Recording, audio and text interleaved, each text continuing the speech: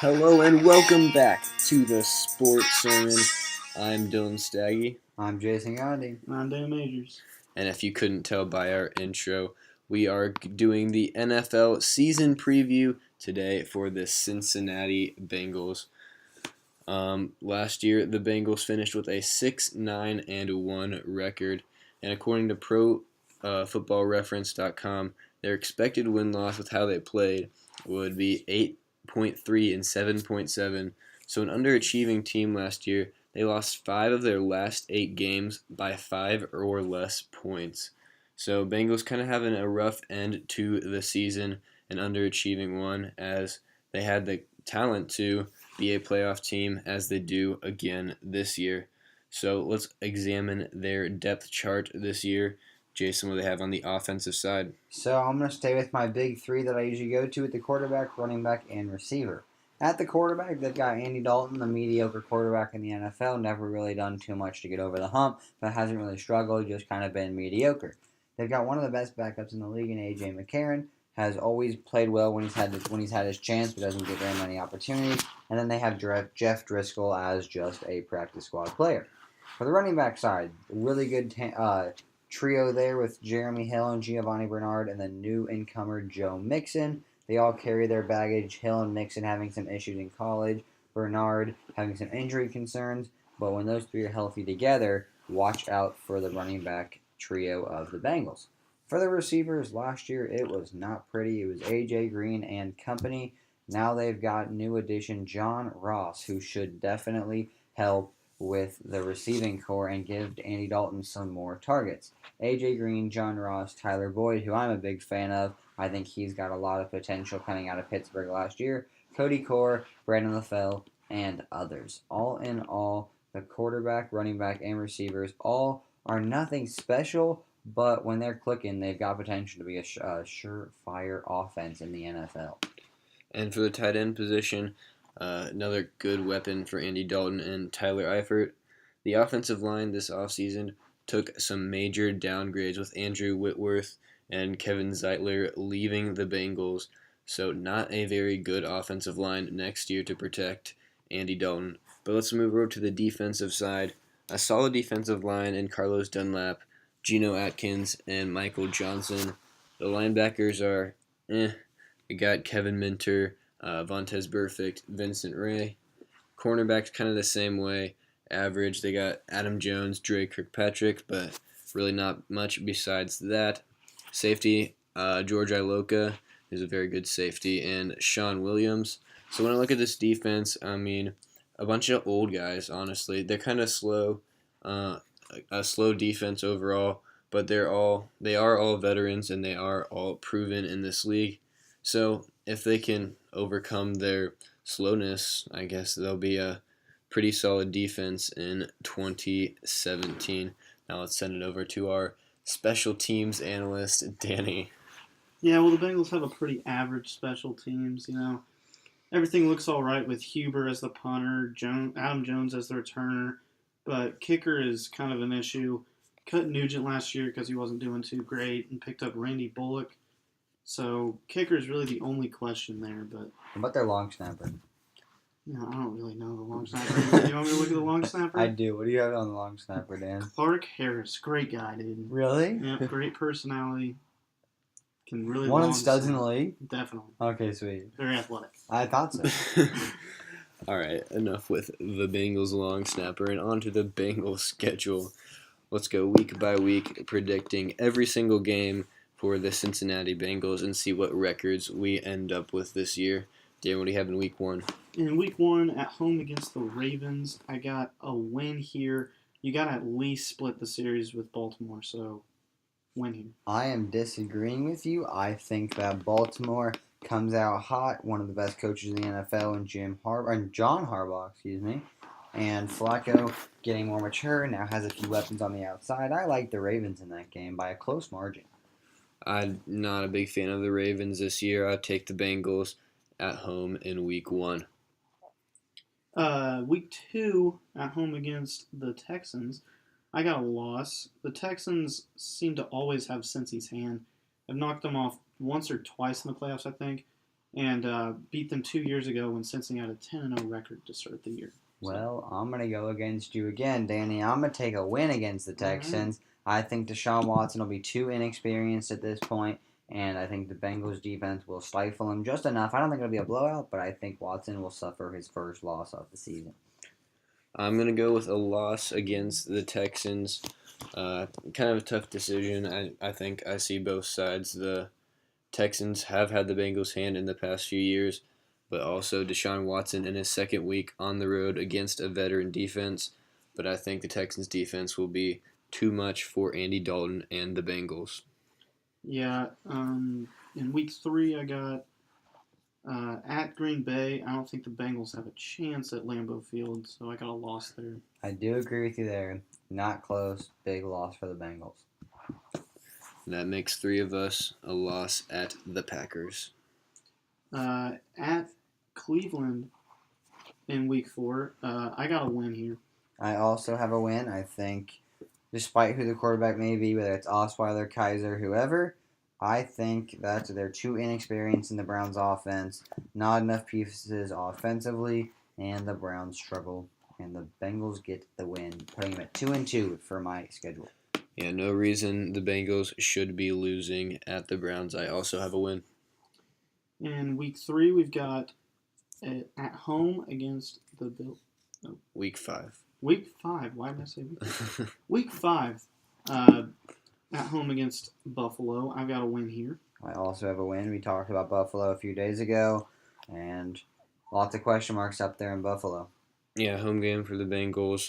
Bills going to have a down year this year. I also have a win right before the bye.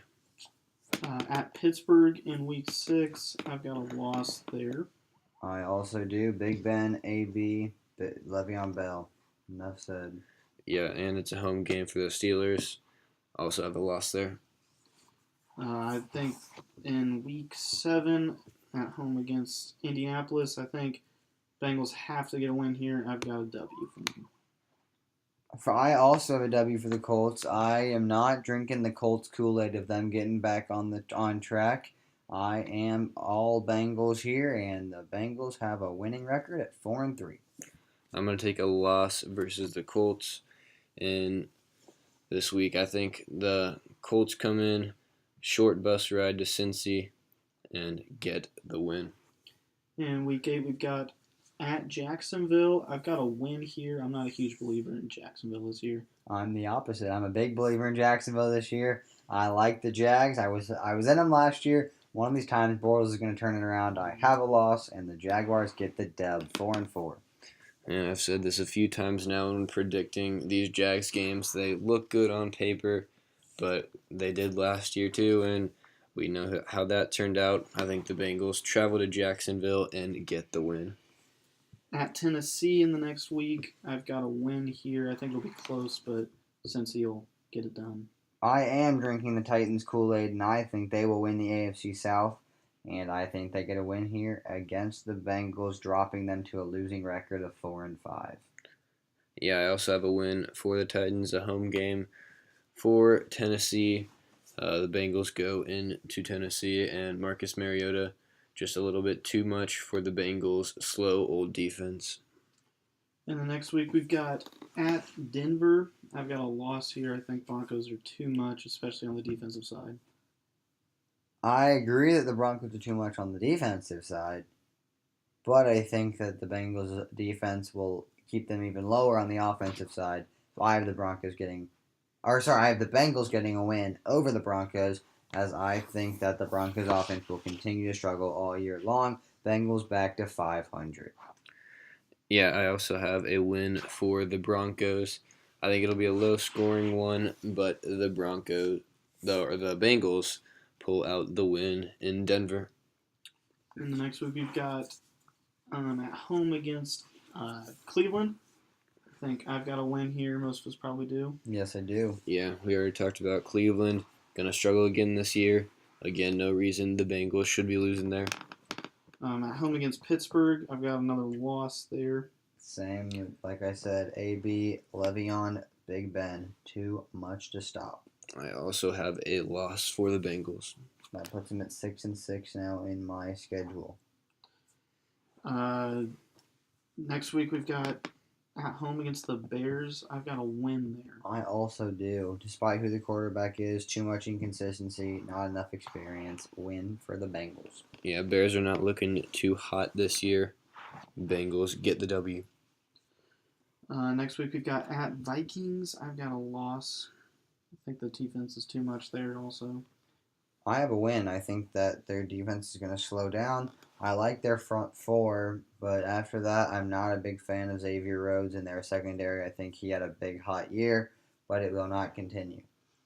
I also have a win for the Bengals at the Vikings. Quarterback inconsistency is Sam Bradford the guy, is Teddy Bridgewater the guy. Neither of them have shown that they can be a good NFL quarterback. The Bengals will be fighting for the playoffs at this point. I think they're motivated and go into Minnesota. You get the win. In Week 16, we've got at home against Detroit, and Bengals obviously fighting for a playoff position, but I don't think they get it done. I agree. I also have them taking a loss here, and I just think that it would be too much for the Bengals. Matthew Stafford really solidifying him in that second or third tier quarterbacks, and the Bengals defense cannot stop him. I like the Bengals actually in Week 16. I think it's a home game late in the year. The Bengals will come out motivated and get the win versus the Lions. And to cap off the regular season, we've got at Baltimore. And I got a loss here. I think it really won't matter. Bengals will not be in playoff contention by this point. So. I think the Bengals will start their season the way they ended it, with a close loss to the Ravens, putting them at 8-8, just average for the Bengals. I have a loss for the Ravens also in Week 17. I think whoever wins that Week 17 game will earn themselves a wild card playoff spot, and the Ravens get it done because they are at home. I do not think that the AFC North will have a wild card team. If you look at the other divisions, you're high on the Colts and the Titans. I'm high personally on the Raiders and Chiefs. Then you look at the Patriots, obviously, and maybe the Dolphins or Bills out of there. And I think the Steelers will easily win the division.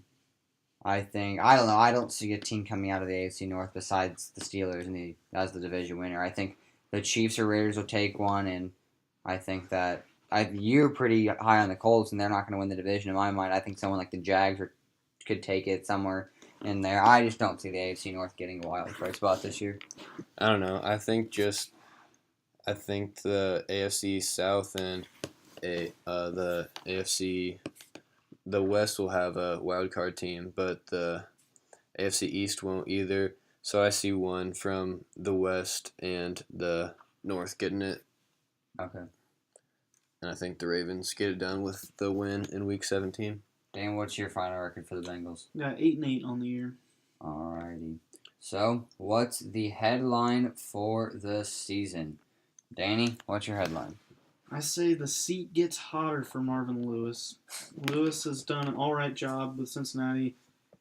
Came in 2003 as the head coach, made the playoffs 7 times, but just can't win a playoff game. I don't understand it. Even if they get in this year, they will not win a playoff game most likely. It's pretty sad. As a Bengal fan, do you want him going? Honestly, yeah. I mean, if he does what I just said after this year, then yeah. Okay. I think he's the second longest tenured coach after Belichick, I think. So. Yeah, he's been there a while. Yeah, he's been there since the Palmer days. Nope. Anyway, my headline is consistency is key. Like Dan mentioned earlier, they started off 10-0 2 years ago. Last year, not a good season, and started to go back to their old losing ways, and then I think they go right back to average. So consistency is key in trying to find a common balance between the two. My headline is going to be regression or progression. Will the Bengals go back to being a wild card playoff team this year, or will they continue to get worse and get even worse than they did last season with a 6-9-1 record and really put them into a full rebuilding mode? they'll have to see what they want to do after the season. Really a deciding year for the Bengals. Yeah, definitely. So, I mentioned it in the beginning. The Bengals have got one of the most dangerous running back tandems in the NFL. So, our top 5 for today is the top 5 running back tandems in the NFL. Some of us may have them, some of them may not. I'll start off with the number 5. I've got the Carolina Panthers with Jonathan Stewart and Christian McCaffrey. I think those two complement each other nicely. I'm a big fan of Christian McCaffrey right now, and I think between those two, they will lead a rushing attack that'll be hard to stop. For my number 5, I'm going to go with the running backs of the team we were just talking about, the Cincinnati Bengals. Hill and Bernard make a good combo, and with Mixon coming in, I think they'll be even better at the running back position. Very deep this year at the running back position for the Bengals. Yeah, at number 5, I've got the Cowboys with Zeke, Alfred Morris, and Darren McFadden. I mean, obviously Zeke, and then Alfred Morris. I feel like people sleep on him a lot. So he didn't do well last year at all, but I mean, you gotta love Alfred. All right. I've got at my number 4 the Denver Broncos. C.J. Anderson and Jamal Charles both coming off of injury. I think they'll bounce back, and they don't really complement each other, but they both are just very dynamic backs that have potential to break the game open. Yeah, I also have the Broncos. I think Anderson and Charles will make a great combo and be one of the highlights in a otherwise pretty bad Denver offense this season. I've got Jacksonville at number 4 with Fournette, Yeldon, and Ivory. I think Fournette will be great this year for Jacksonville. So. At number 3, I've got somewhat of a surprise pick. I've got the Philadelphia Eagles. I think LeGarrette Blount coming over with Darren Sproles are a perfect 1-2 punch. You've got Blount for 2 downs, and Sproles came in as your 3rd down back to catch out of the backfield. Blount was a 1,000-yard rusher last year. Sproles can catch the ball like none other from the backfield. A perfect fit, and I think the Eagles take a big step this year. Carson Wentz is a second-year quarterback, and now a great rushing attack. And you got Alshon Jeffrey in the offseason. So the Eagles, nothing but up, and those two are going to headline the rushing attack.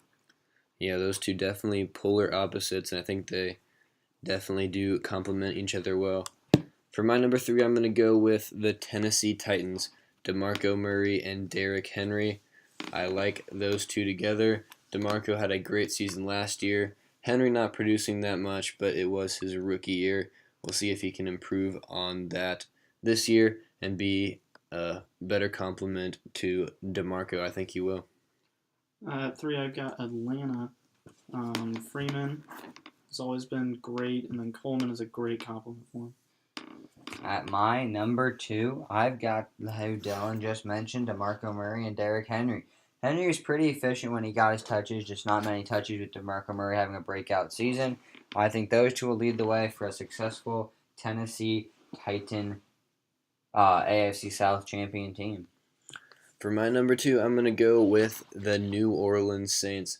Mark Ingram, the guy who's been there for a while, has been getting the job done and bringing in Adrian Peterson this offseason to help Drew Brees even more and getting rid of Brandon Cooks as a wide receiver, but bringing in Adrian Peterson to help out the running game. I think Ingram and Peterson will get a lot of touches and be great this year together. I just don't know how well they complement each other because you've got a big power back in Ingram and a big power back in Peterson. Neither can catch out of the backfield. Ingram's decent at catching. I mean, I still wouldn't put him back there on 3rd down. I wouldn't go, hey, Ingram, go catch a ball. I mean, that's what they have Travaris Cadet for. So that's a 3rd running back you got to factor in. So then how many touches are each guy getting? Because I don't think they're going to keep Ingram in there to catch. I think it'll be Cadet if they want a guy catching out of the backfield. So now, I mean, I don't see Peterson getting more than 7-8 touches a game. I don't think they brought in Peterson just to give him 7 or 8 touches a game. I mean, how are you going to balance it out then? You can't run the ball 30 times and give them all 10, and then 10 catch out of the backfield for Cadet. I don't think Cadet's going to get 10 touches a game. I mean, 10 plays. I'm just saying, like, in general, play-wise, you're going to get 20 carries if you split it 10 and 10, but what are the chances they split it evenly 10 and 10?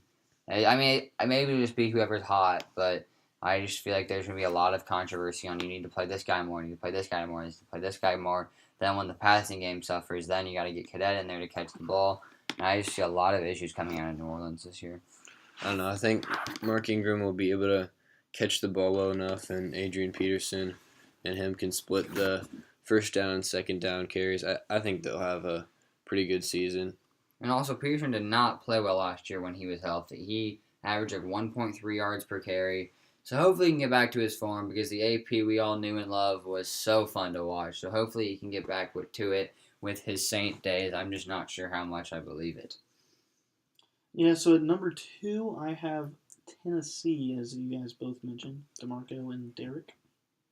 All right, at my number 1, I have Devontae Freeman and Tevin Coleman, the Super Bowl runner-ups last year. Both had breakout seasons. Or I guess Coleman didn't, but he really played over his expectations.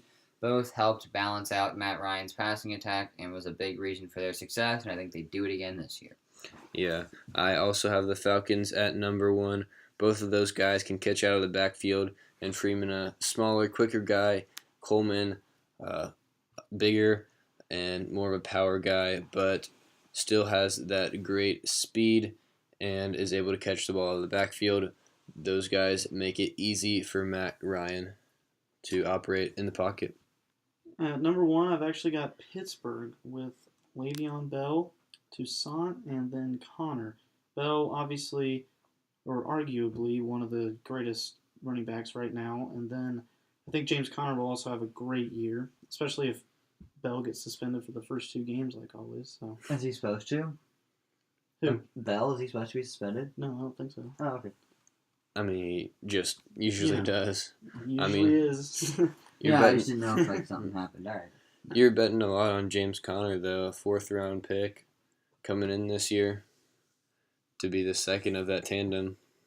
Yeah, that's a lot. That's like I could see that as your 5 or 4, but it's better than the Falcons and I think Titans. Bell just makes up for it. You know what I mean? I don't know. I mean, I just think that neither of those backups are able to kind of be the second guy to Le'Veon Bell. Like if they still had D'Angelo Williams, I mean, Where is he now? I'm not sure. Yeah, I don't actually know where D'Angelo is. He a free agent? Because the Steelers should definitely re-sign D'Angelo. I mean, as a fantasy football player, I can tell you he was very valuable those first few weeks of the season. He was definitely someone I drafted. Yeah, it looks like he's still unsigned right now. Why are the Colts and The Colts are good with running backs now. Mostly have his sprinkler. They got Christine Michael, drafted Marlon Mack, and have Robert Turbin re-signed. Well, the Bills should look at him. There's a lot of teams that could benefit from D'Angelo Williams. Who? Packers. Yeah, Packers the too. Packers for sure. Seahawks got Lacey, but is Rawls still there in Seattle? Yeah, and Pro Size too. Oh, that's right. San Francisco could use a back like him. Yeah, there's a lot of fits for D'Angelo out there. Yeah, he is 34 though, so we'll see if he gets signed. I'm sure he'll get an opportunity before the season starts. But that's going to be the end of our episode today. So, coming up, we've got, as you know, we're continuing the What's Next series. We're going to do the Pacific Division, including the Clippers, as they come off their first-round exit again, and the Lakers, Kings, and Suns as they try to rebuild. And, of course, in my opinion, the future NBA champion Golden State Warriors looking to be back-to-back champions. That'll all be coming up in this next week or so. And as we keep it going with the NFL season previews, we're going to finish up the AFC North with the Steelers, Browns, and Ravens, and then go into Dylan's favorite division, the AFC South. As we keep doing finals recap, once the finals go over, we'll have a little bit of the NBA draft previews, including mock draft, big board, and all you need to know team by team to get ready for the draft. So that's what's coming up on the Sports Room. Yeah, and if you enjoyed this video, please leave a like on the like button. And if you want to see the rest of our series, as Jason just mentioned, hit the subscribe button. And if you want to follow us on Twitter, at The Sports Sermon with a Z, Just as spelled in the title of our channel. So we will be posting on Twitter every time we upload a video and every time we upload articles. So if you want to read those, follow our Twitter account at the Sports Sermon, sports with a Z. But that's going to do it for today, guys. We will see you tomorrow with the what's next for the Los Angeles Clippers. Thanks for listening.